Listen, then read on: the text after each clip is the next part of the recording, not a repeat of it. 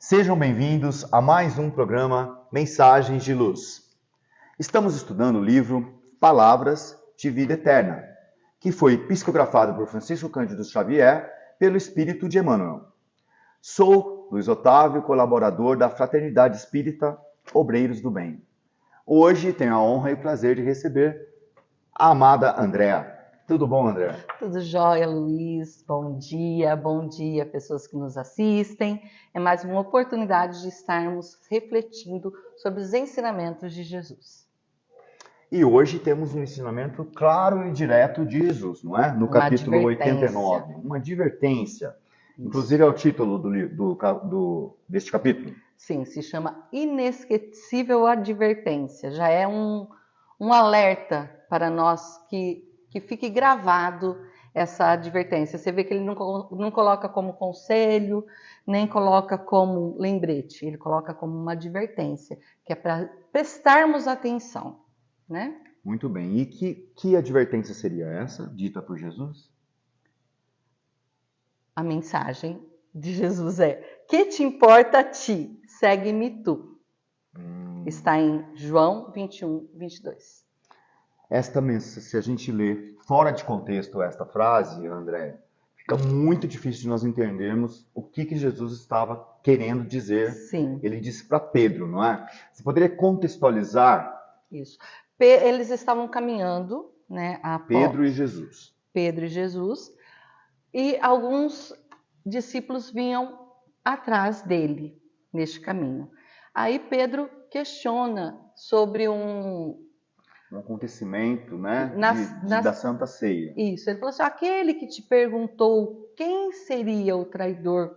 E aí ele coloca que ainda é muito amado, que chegou para você e perguntou: que me diz tu sobre ele? Então, um discípulo chegou por trás de Jesus, não é? Na Santa Ceia, e questionou Jesus quem seria o traidor. Exato. E Pedro agora está perguntando sobre este discípulo que perguntou. Que questionou, exato. Aí Jesus vira para ele e fala: que te importa a ti?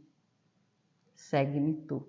E o que significa isso? O que te importa a ti? O que Jesus está querendo dizer para Pedro? Que não importa a ação do outro, né? O caminho do outro, não importa a abordagem do outro, né? Porque a gente é muito assim, né? Ainda somos... Nós terceirizamos, né? Terceirizamos responsabilidades, terceirizamos tudo assim, ó. A gente tem uma necessidade muito grande do outro, né? Tanto para ajudar com os nossos problemas e como para apontar também, né? Às vezes a gente fala assim: você vai comigo? Quantas vezes a gente fala isso, né? Vamos fazer alguma coisa? Você vai comigo? Ou, nossa, eu preciso tanto de ajuda. E aí a gente coloca, e Jesus fala: não importa se o outro está fazendo um outro caminho, se o outro está com dificuldade, importa você. Inclusive, Emmanuel cita alguns exemplos, né? Eu vou só ler um aqui. Companheiros que supunhamos estandartes vivos nas trilhas da verdade, rendem-se a deslavadas mentiras.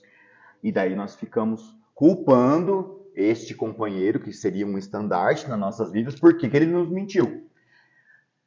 Por quê? Porque a gente coloca as nossas expectativas, os nossos anseios, até as nossas esperanças, as nossas forças no outro. Né? E Jesus nos adverte: que te importa ele a ti? Exato. Não é? Né? O que te importa? Às vezes a gente fala assim: nossa, mas a gente vê muito isso, né? Vamos estudar junto? Aí o outro: vamos! Aquele fogo, né? Vamos começar um estudo. Aí de repente o outro falta. Aí você já é a desculpa perfeita para você não estudar também. Temos inúmeras desculpas perfeitas. E é isso que ele fala: não importa o outro. Jesus nos ama a todos igualmente, mas cuida de cada um individualmente. A primeira parte, ele fala: que te importa a ti? Não importa o outro, se o outro está bem, se o outro não está bem. O máximo que nós podemos fazer é auxiliar o outro, mas não podemos fazer pelo outro. E na segunda parte, segue-me tu, voltando para nós, para o nosso crescimento, para a nossa evolução, o nosso olhar para dentro, né? O autoconhecimento. Sempre, você vê todas as mensagens que a gente passar, a gente vai ver sempre isso, né? E acho que nós podemos também interpretar, ele fala, segue-me tu, quer dizer, o que te importa o outro em relação a você, se você já me tem. Sim, e assim, né? Cada um tem um despertar. E é onde a gente, às vezes... Nós já temos o exemplo máximo aqui para seguir, não é? O modelo, que é Jesus, né? Não teve no nosso planeta Terra um ser mais puro, mais iluminado que Jesus, que é nosso modelo e guia. E governador. E governador do nosso planeta, que a gente sabe. Mas ele fala assim, às vezes a gente fica, que nem esse exemplo que você falou, aquele exemplo nosso que nós temos de amor, de dedicação, e de repente, numa adversidade da vida, ele se afasta. Também está na Bíblia, né? No Evangelho, que nenhuma ovelha será desgarrada, que uma hora ele vai caminhar junto a Jesus. Foi que Jesus falou para Emmanuel, segue-me agora ou daqui a 2000 anos, quando você quiser. E a gente quer que os outros seguem o mesmo caminho que a gente. No mesmo ritmo. No mesmo ritmo e no mesmo momento. E do nosso modo. Que o nosso modo é o correto. Então, você vê que é uma advertência, se a gente for pontuar, muito esclarecedora. E voltando que nós podemos fazer somente para nós mesmos, podemos auxiliar sempre o outro, mas não podemos fazer pelo outro. Porque nós somos impotentes perante a atitude do outro, as escolhas do outro. Exato. E ele tem a sua bagagem, tem o seu caminhar. Às vezes o que para a gente é uma situação fácil, para o outro não é. Por quê? Porque nós temos várias experiências. Nós sabemos que a gente não vive só essa vida. Porque nós não somos matéria, nós somos espíritos eternos. E estamos matéria. Estamos matéria, bem falado. Então, neste momento, o que nós temos é isso. Aí Jesus nos adverte, nunca se esqueça, faça por você. E a hora que a gente olha para dentro, que não é fácil, nós nos reconhecermos os nossos defeitos. Se eu falar para você agora, Luiz, me fala as suas qualidades. Assim, a gente vai falar imensas, assim, muito tempo. Aí eu falo assim para você, vamos falar dos nossos defeitos.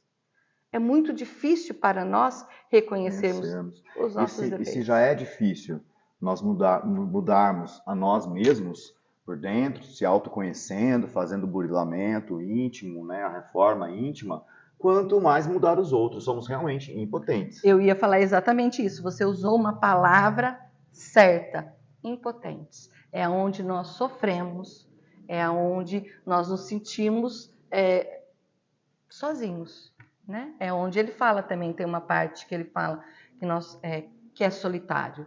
Sozinho sim, não é isso? Sozinho sim. Então, mas ele é sozinho sim, neste momento... Nós, muitas vezes encontrarmos desse modo entre a expectativa e a solidão. Exato.